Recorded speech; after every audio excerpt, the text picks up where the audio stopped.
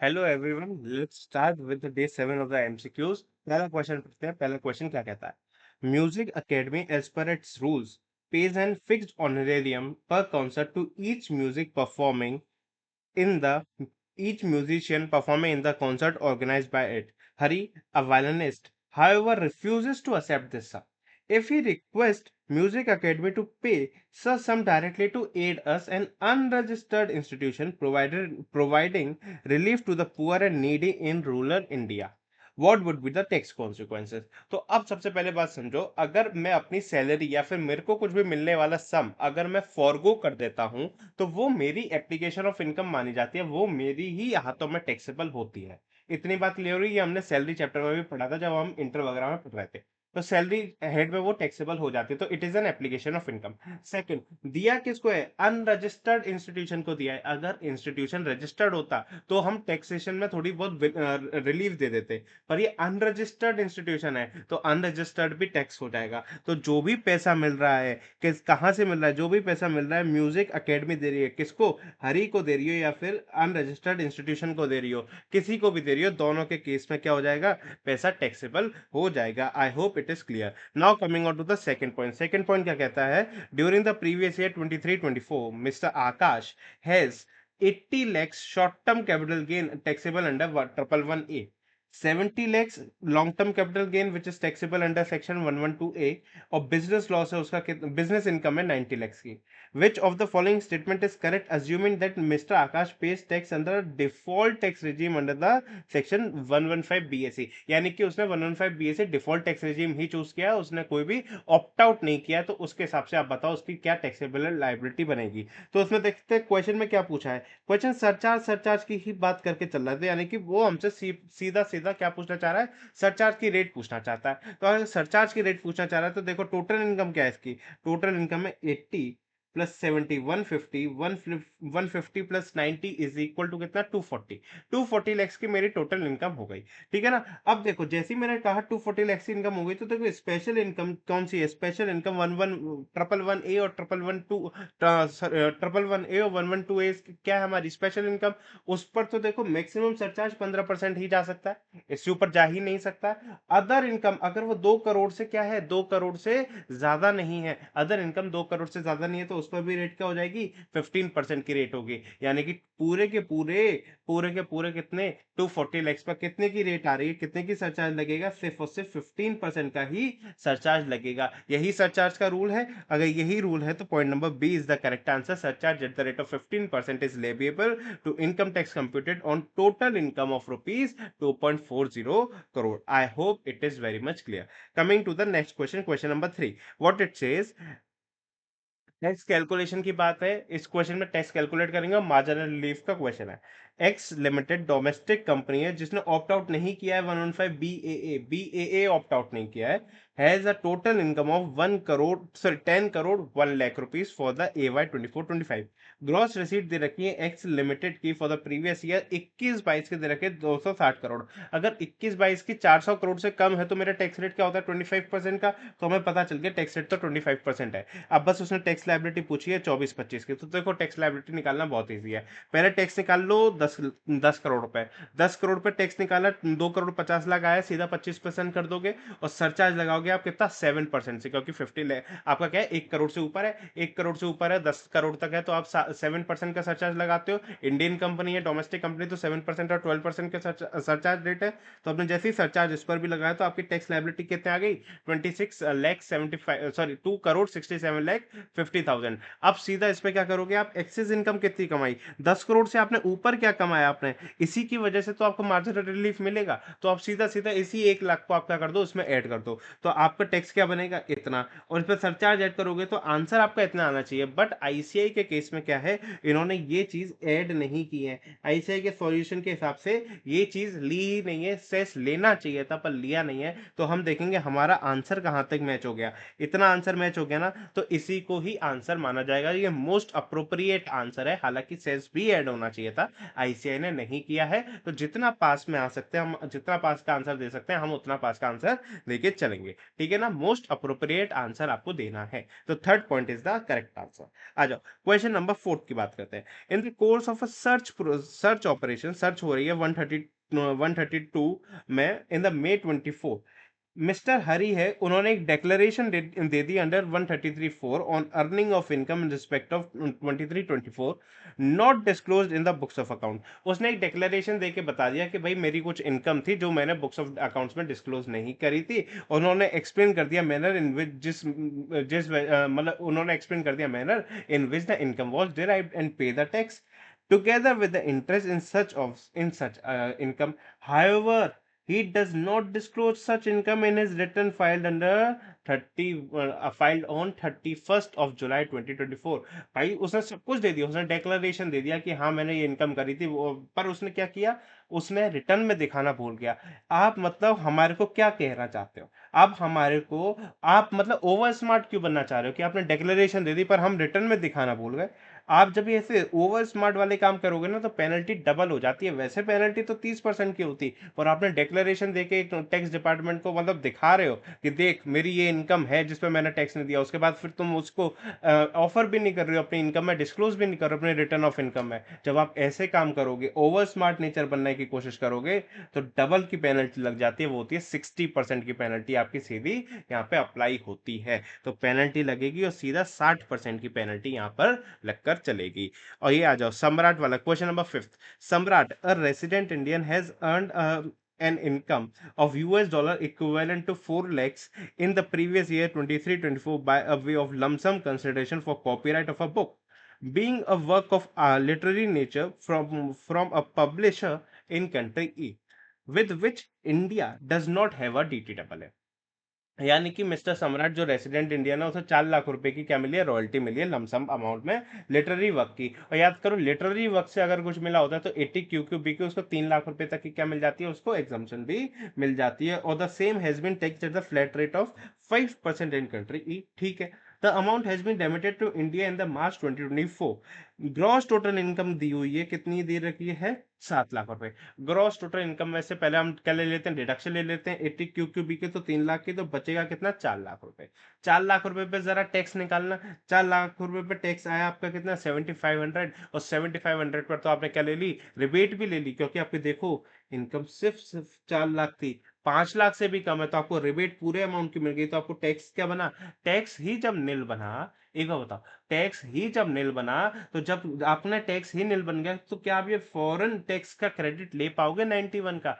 कुछ नहीं ले पाओगे। बाहर जो पे किया कर दिया। अब यहाँ से ऐसा थोड़ी ना होगा सरकार आपको और रिफंड देगी, आपका टैक्स तो नहीं बनना, चलो चलो बाहर आपने टैक्स पे किया आपको रिफंड दे देते हैं। ऐसा तो कुछ नहीं होने वाला ना। आपका टैक्स बना ही नहीं तो अब आपको आपके लिए कोई रिबेट की बात आएगी ही नहीं। आप रिबेट अंडर सेक्शन 91 जो मिलेगी आपको डबल टैक्स रिलीफ की, वो भूल जाओ। इस वाले क्वेश्चन में आपको बिल्कुल भी नहीं मिलेगी। क्यों नहीं मिलेगी, क्योंकि आपका टैक्स ही निल बना है। अगर टैक्स कुछ बनता तो डेफिनेटली कंप्यूटेशन होती और उस हिसाब से आपका टैक्स भी निकाला जाता, आपका 91 की रिलीफ भी आपको दी जाती।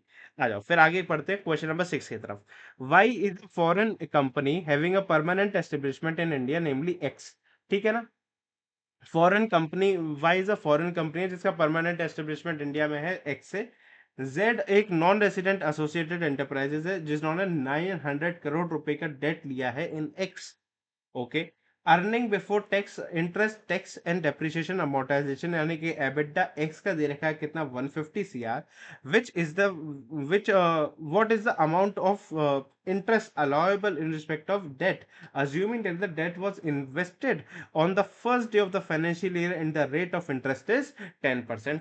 अगर देखो आपका रेट ऑफ इन्वेस्टमेंट क्या है, आपका रेट ऑफ इंटरेस्ट क्या है, 10%। तो देखो आपने लोन कितने का लिया था, लोन लिया था 900 करोड़ का, इस पर इंटरेस्ट कितना दिया, 10% का, यानी कि आपने इंटरेस्ट दिया 90 सीआर। बट याद करो क्या इतने के पूरे की मैं डिडक्शन दे दूं, इतना पूरा अलाउ कर दूं, नहीं नहीं नहीं। एक बीच में आता है section number 94 limitation of interest का सेक्शन आता है, वो क्या कहता है 30% ऑफ एबिटडा तक हम आपको दे सकते हैं। तो एबिटडा कितना है मेरा, मेरा तो 150 करोड़ का एबिटडा है, तो 150 का 30% कितना हुआ, 45 सीआर। तो यानी कि सिर्फ और सिर्फ 45 सीआर तक ही मैं क्या कर सकता हूं, उसको अलाउ कर सकता हूं, उसके ऊपर मैं कुछ भी अलाउ नहीं कर सकता। तो क्या अलाउ अलाउ होगा? सिर्फ और सिर्फ 45 सीआर ही अलाउ होगा। इसके ऊपर का जो भी होगा वो क्या हो जाएगा? डिसअलाउ हो जाएगा। तो यानी कि जो बैलेंस 45 सीआर आएगा वो क्या हो जाएगा? डिसअलाउ हो जाएगा। आ जाओ question number 7। Mister x is aggrieved by an order passed under section 143(3) by the assessing officer.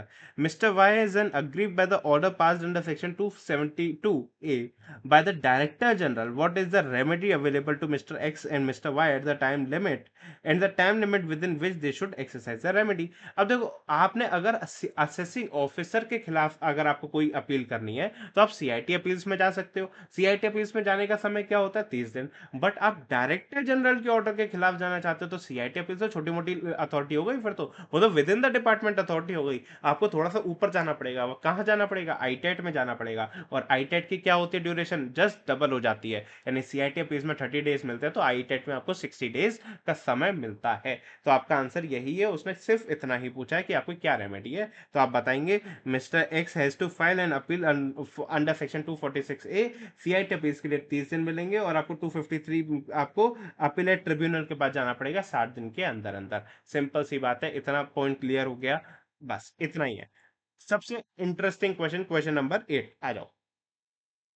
Question number 8 क्या कहता है? Mrs. Kavita, wife of Mr. Sundar, is a partner in a firm. Her capital contribution of 5 lakh rupees to the firm was on 1st April 2023 included 3 lakh contributed out of gift received from Sundar.